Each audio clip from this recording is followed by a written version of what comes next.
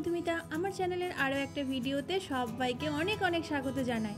আশা করি তোমরা পরিবারের সবাইকে নিয়ে খুব ভালো আছো এবং সুস্থ আছো। সকালের যে সমস্ত কাজকর্মগুলো থাকে সেগুলো করে চলে এসেছি রান্নাঘরে। আজকেও ব্রেকফাস্টে রয়েছে আগের দিনের মতো অ্যাভোকাডো স্যান্ডউইচ। আসলে এটা সবার এত ভালো লেগেছে, কাল বাজারে গিয়ে আবার নিয়ে এসেছি। সেইটা দিয়ে এখন বানিয়ে নিচ্ছি স্যান্ডউইচ। আর ব্রেকফাস্টের পর তো 1 কাপ চা না হলেই নয়। আর সকালে সবাই মিলে বসে 1 কাপ চা খাওয়াটা আমি কিন্তু বেশ উপভোগ করি। আচ্ছা, তোমরা কারা কারা আছো আমার মতো যে এই সময়টা তোমাদেরও বেশ পছন্দের? আজকে দুপুরে করবো একটু সয়াবিনের তরকারি। প্রথমে ভাবলাম একটুখানি পেঁয়াজ রসুন দিয়ে ভালো করে কষিয়ে রান্না করব। তারপর মা বললো যা গরম পড়েছে হালকা পাতলা ঝোল করতে পারলে কর, নালে কিছু করতে হবে না তোকে। সেই জন্য আলু আর পটল দিয়ে নিরামিষ সয়াবিনের তরকারি করব। আর আরও একটা রান্না করব। আজকে সকালবেলায় একটা নতুন মিষ্টি কুমড়োর ভর্তা রেসিপি দেখেছি।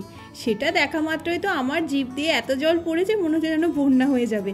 তো ফ্রিজে ছিল অল্প একটু মিষ্টি কুমড়ো, তাই ভাবলাম ওইটা দিয়ে একটু করে দেখি কেমন হয়। আলুটার পটলটাকে ডুমো ডুমো করে কেটে নিয়েছি। টমেটোটা এখন আর কাটলাম না, ওটা রান্নার সময় 4 টুকরো করে দিয়ে দেবো।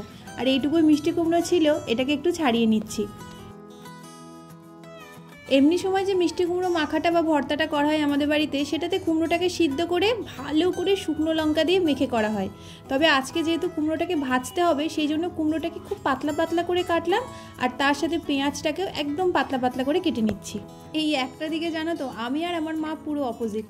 মানে আমার রান্না করতে খুব একটা বেশি সময় লাগে না, কিন্তু এত সময় লাগে আমার কাটা বাটা করতে, আর ওটা করতে করতে অর্ধেক সময় চলে যায়। আর এইদিকে আমার মা যখন রান্না করতে ঢোকে, এইদিকে রান্না করতে করতে দিকে ওদিকে সবজি কাটা হয়ে গেছে। আমি তো শুধু তাকিয়ে তাকিয়ে দেখি আর মায়ের দিকে হাঁ করে ভাবি এত তাড়াতাড়ি কী করে করা যায়। আমার মনে হয় যে তোমাদের বাড়িতেও মায়েরা হয়তো ঠিক এইরকমই করে। যাদের যাদের এইরকম আমার মতো একই কাণ্ড, অবশ্যই আমাকে কমেন্ট বক্সে জানিও। সয়াবিনের জন্য ওদিকে কড়াইয়ে সর্ষের তেল আর ফোড়ন দিয়ে আলু আর পটলটা ভাজতে বসিয়ে দিয়েছি। আর এইদিকে সয়াবিনটাকে আমি অল্প একটু তেলে ভেজে নেব।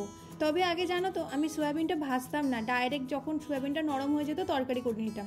কিন্তু তাতে না সয়াবিনের মধ্যে দিয়ে কেমন একটা গন্ধ বেরোয়। তো যাদের এই সমস্যাটা হয় তারা একটুখানি ভেজে করে দেখতে পারো, এতে না গন্ধটা অনেকটা চলে যায়। তো তোমরা এইভাবে একবার ট্রাই করে দেখতে পারো, আশা করছি গন্ধ খুব একটা লাগবে না। এদিকে মশলাটা আমার ভালো করে কষানো হয়ে গেছে, আলু আর পটলও সিদ্ধ হয়ে গেছে। সয়াবিনগুলো নামিয়ে জল দিয়ে দিলাম। ঝোল ফুটলে ওই ঘি গরম মশলা দিয়ে নামিয়ে দিলেই হবে। এদিকে কুমড়োটা ভর্তা করার জন্য আমি একটুখানি তেল দিয়েছি আর কুমড়োটাকে দিয়ে ঢাকা দিয়ে দিয়ে ভাজছি। খুব ছাকা তেলে চাইলেও ভাজতে পারো, তবে আমি রান্নায় একটু কম তেল মশলা ব্যবহার করি, তো সেই জন্য অল্প তেল দিয়ে ঢাকা দিয়ে দিয়ে ভাজছি। সয়াবিনটা এদিকে হয়ে গেছে, এটাকে নামিয়ে নিচ্ছি। আর ওদিকে পেঁয়াজটা ভাজতে বসিয়ে দিয়েছি। এই কুমড়ো ভর্তায় কিছুই না, কুমড়োটার পেঁয়াজটাকে শুধু একটু ভেজে নিতে হবে। এরপরে আরেকটু তেল দিয়ে এর মধ্যে 3-4টে শুকনো লঙ্কা একটু ভেজে নিচ্ছি। ব্যাস, এইবার এই সব কটাকে লবণ দিয়ে মাখলেই হবে। তবে আমার মনে হয় ভর্তা সব থেকে বেশি টেস্ট হয় যখন সেটা মা মাখে। তো সেই জন্য আমি সব রেডি করে রেখে দিয়েছিলাম, মাকে ডেকে আনলাম যে তুমি ভর্তাটা মাখো। এই পার্সেল দুটো দুপুরে এসেছে, একটা আমার একটা মায়ের। মায়েরটা তো মা খুলে নিয়েছে, তবে আমারটা আমি এখন বসেছি খুলতে। অর্ডার করেছিলাম এই সানফ্লাওয়ার সিড আর পামকিন সিড। এগুলো আমি সকালের স্মুদি বা ওটসে একটু একটু করে অ্যাড করি। যাদের আমার মতো পিসিওডির সমস্যা আছে তারা এগুলো অ্যাড করতে পারো নিজের ডায়েটে। এর মধ্যে হেলদি ফ্যাটস থাকে, তো শরীরের জন্য ভীষণ ভালো। আর মা ঠাকুরকে খেতে দেওয়ার জন্য এরকম ছোট ছোট আসনের মতো অর্ডার করেছিল। এগুলোর নাম ঠিক আমি জানি না কি বলে, তবে দেখতে ভীষণ সুন্দর। তবে সাইজটা একটু ছোট, দেখি মা কি বলে। যদি ভালো লাগে রাখবে, নাহলে ফেরত দিয়ে দেবো। সে কবে থেকে ভাবছি মুখে গায়ে যে ট্যান পড়েছে তার একটা গতি করব। তবে ওই যে আমার কুড়েমি রোগ, তা আমাকে আর কোনো কাজ করতেই দেয় না। তবে সেই ট্যান আরও জোরদার হয়েছে আগের সপ্তাহে সমুদ্রের ধারে গিয়ে।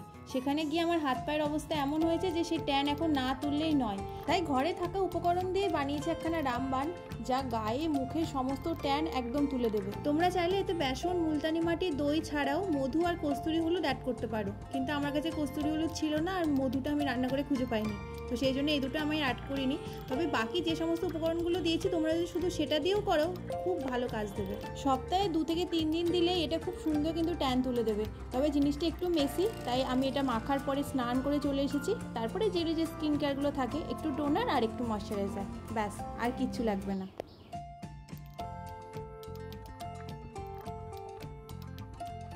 বিকেলের দিকে আজকে আকাশে বেশ সুন্দর মেঘ করেছে, আর এত সুন্দর ঝোড়ো হাওয়া দিচ্ছে, তাই ছাদে চলে এসেছি। কি ভালো লাগছে না চারিদিকটা।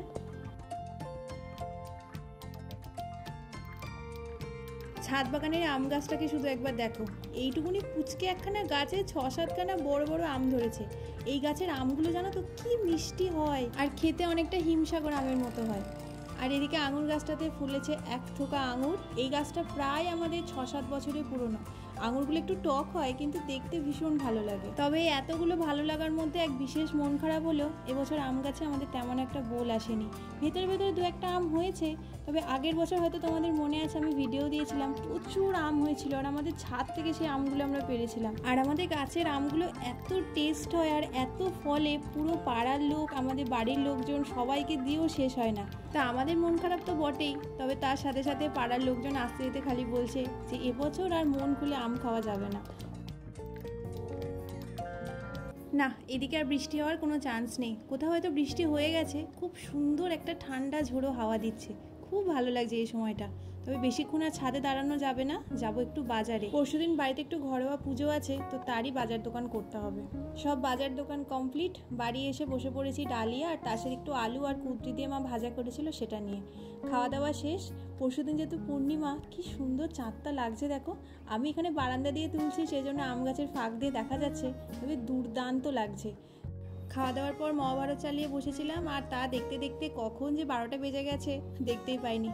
মা যদি এখন এসে দেখে আমি এখনও জেগে আছি, আমার কপালে দুঃখের শেষ নেই। তো চলো আমিও এখন ঘুমাতে যাই। ভিডিওটা এখানে শেষ করছি। তোমাদের ভিডিওটা কেমন লাগলো অবশ্যই আমাকে কমেন্টে জানিও, আর যদি ভালো লাগে প্লিজ চ্যানেলটার সাথে থেকো। সবাই খুব ভালো থেকো, দেখা হচ্ছে পরের ভিডিওতে খুব তাড়াতাড়ি। টাটা।